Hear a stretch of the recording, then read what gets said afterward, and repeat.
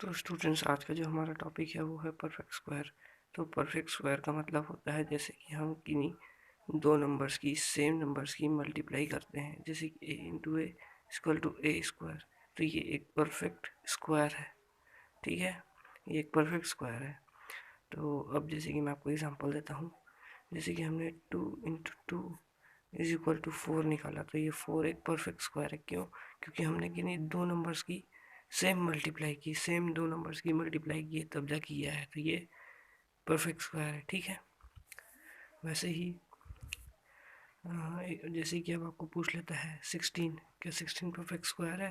तो 16 perfect square है। क्यों? क्योंकि 4 into four is equal to 16। क्यों? तो हमने 4 की दो बार मल्टीप्लाई की, तो ये परफेक्ट स्क्वायर है। क्योंकि परफेक्ट स्क्वायर 16 एक परफेक्ट स्क्वायर है क्योंकि इसमें दो सेम नंबर्स की मल्टीप्लाई हो रही है, ठीक है।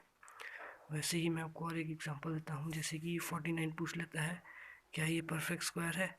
तो 49 भी एक परफेक्ट स्क्वायर है। क्यों? क्योंकि इसमें 7 इंटू सेवन सेम नंबर्स की मल्टीप्लाई हो रही है, ठीक है। तो ये एक परफेक्ट स्क्वायर है, ठीक है। जैसे कि अभी मैंने आपको 1 to 20 तक का स्क्वायर का टेबल लिखाया था, तो 1 to 20 में इसका स्क्वायर के टेबल में जितने भी सारे नंबर्स आते हैं वो सब एक परफेक्ट स्क्वायर है, ठीक है। क्योंकि उसमें दो सेम नंबर्स की मल्टीप्लाई हो रही थी, ठीक है, तो सब परफेक्ट स्क्वायर है। नेक्स्ट टॉपिक है वो है क्यूब। तो क्यूब का मतलब होता है, जैसे कि अभी हमने स्क्वायर का जो फॉर्मूला होता है वो a into A is equal to A square हो गया, ठीक है। तो ये हमारा स्क्वायर निकल गया। हमारा स्क्वायर निकलने के बाद जो हमारा स्क्वायर आता है, स्क्वायर में हम एक बार और ए को मल्टीप्लाई कर देंगे, इसके बाद जो आंसर आएगा ये क्यूब कहलाता है, ठीक है। जैसे मैं आपको अभी एग्जांपल देता हूँ, जैसे अभी हमने 2 का स्क्वायर निकाला, 2 into two is equal to 4, ठीक है। तो 4 का क्यूब निकालने के लिए हमें इसमें एक बार और 2 का इंटू करना होगा, ठीक है। तो ये क्या हो जाएगा, 4 into two is equal to 8। तो ये हो गया, ये 2 का क्यूब निकल गया, ठीक है, ये है क्यूब, ये 2 का क्यूब निकल गया, 2 का क्यूब, ठीक है।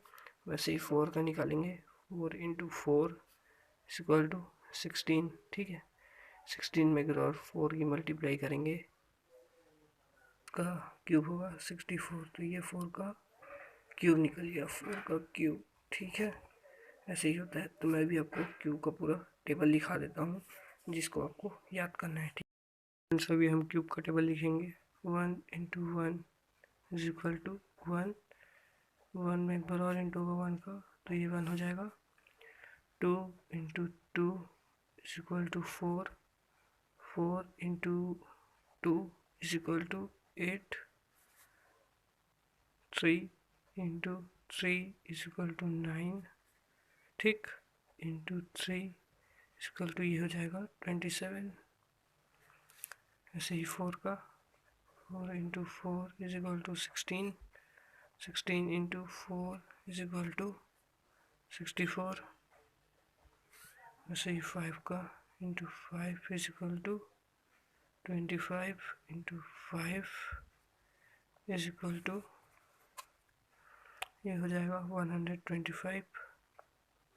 ऐसे 6 का, 6 into six is equal to 36, into 6 एक बार और इज इक्वल टू ये हो जाएगा 216। ऐसे ही 7 का, 7 into seven is equal to 49, into 7 is equal to ये हो जाएगा 343। ऐसे ही 8 का, 8 into eight is equal to 8 into eight is equal to 64, into इसमें पूरा इंटू 8 का, तो ये हो जाएगा 512, ठीक है।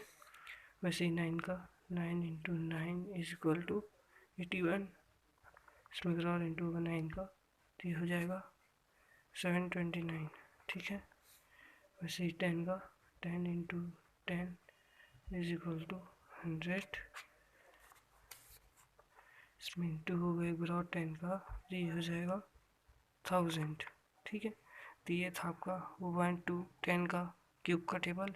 ये टेबल आपको याद होना चाहिए, तो भी आप एक्सरसाइज के क्वेश्चन अच्छी तरह सॉल्व कर